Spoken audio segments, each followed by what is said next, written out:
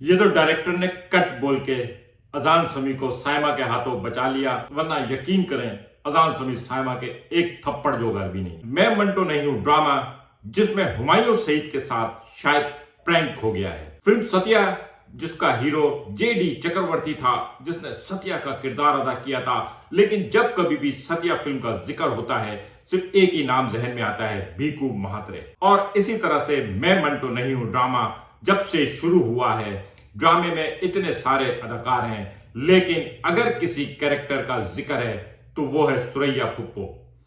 सुरैया फुप्पो के इर्द गिर्द घूमने वाला यह ड्रामा अब उस पीक पे पहुंच चुका है कि हुमायूं सईद अपने ऊपर से ये इल्जाम झाड़ें कि इस ड्रामे में उनका रोल कुछ भी नहीं है। मंटो को अब मंटो बनना पड़ेगा। सजल अली का हाथ पकड़ के वो भाग तो निकले हैं, लेकिन अब ये दौड़ कहां तक पहुंचेगी ये आगे आने वाली किस बताएगी, और हम इस रिव्यू में इसको स्पेकुलेट करेंगे।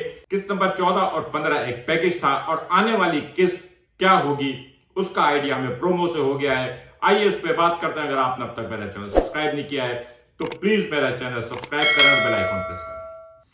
फरहाद के महमिल का हाथ पकड़ने के बाद ये ड्रामा चेंज हुआ, लेकिन डायरेक्टर ने फिर उसको हल्का कर दिया। लेकिन अब ये ड्रामा अपनी पीक पर है और मेरी नजर में डायरेक्टर को इस ड्रामे को अब 2 से 3 किस्तों में खत्म कर देना चाहिए, क्योंकि शमरेज घर से रवाना हुआ है इस हुक्म के साथ कि वो हिसाब पूरा किए बगैर घर नहीं आएगा। हिसाब 2 का है, मर्द 3 है, बनियामिन, फरहाद और उनका तीसरा भाई जो ऑस्ट्रेलिया से आया है। अब देखते हैं उनमें से किन 2 को मार के शमरेज वापस आता है या शमरेज वैसे ही वापस आ जाता है और सिराज अमृत अली जिनका बहुत नाम है वो अपने भरम में पीछे कहीं रह जाएंगे। सिराज अमृत अली का बेटा निकल तो गया है, लेकिन ये कार्रवाई कहां तक पहुंचेगी, और अगर फरहाद मर जाता है तो इस ड्रामे में बाकी कुछ रह नहीं जाता है, क्योंकि बनियामिन ने अमृतसरी को पहले ही कहा हुआ है कि अगर आइंदा इसने ऐसी हरकत की तो मेरे सामने इसको गोली मार देना, मैं एफआईआर नहीं कटाऊंगा। और सिराज अमृतसरी कह रहा है कि मैं उसकी लाश पे खड़े होकर बनियामिन से माफी मांगूंगा। ड्रामा मौला जट नूरी नट पे पहुंच गए, लेकिन साथ ही ये ड्रामा पैरेलल यूनिवर्स में चल रहा है। ऐसा लगता है हम 2 ड्रामे देख रहे हैं, एक तरफ सिराज अमृतसरी और बनियामिन की दुश्मनी है और दूसरी तरफ सुरैया फुप्पो के इश्क के फलसफे हैं। फुप्पियों को भतीजी के रिश्ते लेके जाते तो बहुत देखा था, लेकिन ये पहली बार हुआ है कि फुप्पो भतीजी के इश्क का प्रपोजल लेके गई। वो मंटो को कुरेद रही थी कि क्या वो इश्क करता है या नहीं करता है। ये अचानक ट्रैक आउट हो जाता है मेरे ख्याल में, या पता नहीं खलीलुर रहमान कमर साहब इसको कहां से कवर करेंगे, क्योंकि बहरहाल ये ओवर हो रहा है। हल्की फुल्की नोक झोंक या कोई बात थी, लेकिन अब बाकायदा बिठा के तफसील से हर्फ ब हर्फ एक एक हरकत को नोट करके बताना कि ये इश्क है वो इश्क है, ये इस ड्रामे का पार्ट नहीं लग रहा है। थोड़ा सा ओवर हो गया खलीलुर रहमान कमर के साथ। माजरत, हम कौन होते हैं उनके ऊपर तनकीद करने वाले, लेकिन जो अपनी फीलिंग है वो शेयर कर रहे हैं। इस ड्रामे में हुमायूं सईद और सजल अली के भागने के अलावा एक और सीन बहुत आला था, बल्कि मेरे ख्याल में वो सीन उस भाग दौड़ के सीन में दब गया। वो था जब सर मंटो को महमिल की तारीख का पता चलता है। वो क्लास रोक के अपने कमरे की तरफ जाते हैं और बीच में जो कुछ मंजर था, वो जो सिचुएशन थी, वो बहुत कुछ कह गई। बहरहाल हुमायूं सईद बहुत बड़ा अदाकार है, पाकिस्तान का सुपरस्टार है। फिल्म हो या ड्रामा हो, कामयाबी की जमानत है। ये खलीलुर रहमान कमर साहब की जिम्मेदारी थी कि वो मंटो नाम के ड्रामे में मंटो के कैरेक्टर को कितना पावरफुल लगाते। अगर आप ध्यान दें तो हुमायूं सईद का ज्यादातर रोल जो है एक इस मखसूस पोज में होता है। पता नहीं नदीम बेग साहब को हुमायूं सईद इस पोज में बहुत खूबसूरत लगता है या खलीलुर रहमान कमर साहब ने किरदार में लिख दिया है, वो हर थोड़ी देर बाद इस पोज में आके बैठ जाएंगे। अगर आप जितनी भी किस्तें देख लेंगे तो हर किस्त में 3 से 4 बार हुमायूं सईद ये पोज वाला फ्रेम जो है वो आपको लाजमी मिलेगा। फरहाद विलन है, लेकिन कर तो वो भी इश्क रहा है। वो गुलशन ग्रोवर का एक डायलॉग था ना, मैं भी तो गाना ही गाना चाहता हूं, तो वो बेचारा अपने बदमाश अंदाज में शादी ही तो करना चाह रहा है।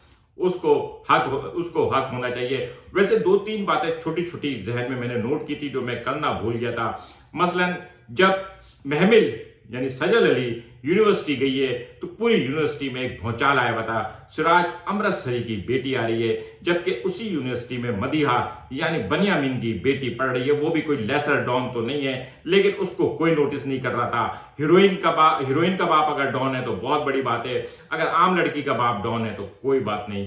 ये क्या चल रहा है। और इसी तरह से सिराज अमृतसरी जिसको बच्चा बच्चा जानता है, यूनिवर्सिटी की लॉबीज में कैंटीन में सिराज अमृतसरी की बदमाशी की बातें होती हैं। आईजी साहब जो है डीएसपी से फोन करके कंफर्म करते हैं कि क्या वाकई मुआहदा हो गया है, यानी शहर में अमन कायम हो जाएगा।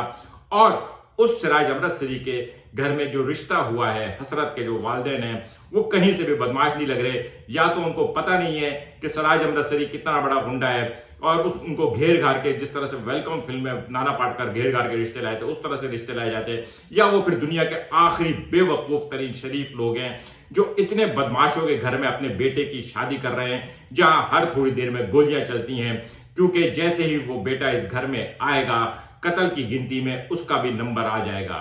कोई शरीफ आदमी तो कम से कम अपने बेटे की शादी सिराज अमृतसरी की बेटी से नहीं करेगा जहां 110 और 112 की गिनतियां पूरी हो रही हो। ये एक थोड़ा सा वीक पॉइंट है, इस बात को क्लियर करना चाहिए था कि सिराज अमृतसरी के बेटी से रिश्ता लेकर आने वाले जो लोग हैं उनका क्या बैकग्राउंड है, वो किस टाइप के बिजनेसमैन है, आओ भाव डील डॉल बैठने उठने से तो वो बहुत ही शरीफ के लोग लग रहे हैं। बजाहिर तो शरीफ जो है सिराज अमृतसरी भी है, आसिफ ज़मीर बहुत ही डिसेंट किस्म का बंदा है। मैंने तो उसको हमेशा हीरो ही देखा है, लेकिन अब जबकि वो गुंडा बनी गया और इतना नामचीन गुंडा है तो सिराज अमृतसरी की बेटी से हसरत का रिश्ता जो हुआ है, इस बात को याद रखना है कि हसरत का कैरेक्टर जो है खलीलुर रहमान कमर साहब का बेटा निभा रहा है। तो इसका मतलब यह है कि जितनी भी किस्तें होंगी हसरत महमल की हसरत के साथ इस ड्रामे में एग्जिस्ट करेगा। इस ड्रामे की कुछ सिचुएशंस को और डिस्कस करते जाते हैं, खास तौर पे डीन और मिंटो की गुफ्तगू, जिसमें जब डीन उसको कहता है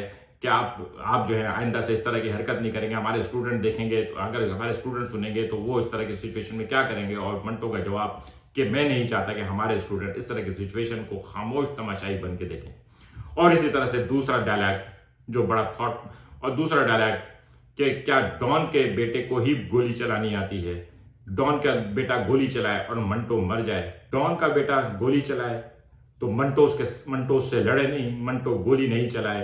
खलीलुर रहमान कमर साहब अपना बीच बीच में अपना बेहतरीन मैसेज भी पहुंचाते जाते हैं, लेकिन सुरैया पुप्पो के जरिए वो जो महमिल का इश्क पक्का करवाने की कोशिश कर रहे हैं वहां थोड़ी सी लाइन अबूर हो रही है। बहरहाल अब तो ड्रामा बन चुका होगा, मैं किससे देखनी है इसको इसी तरह से देखते रहना।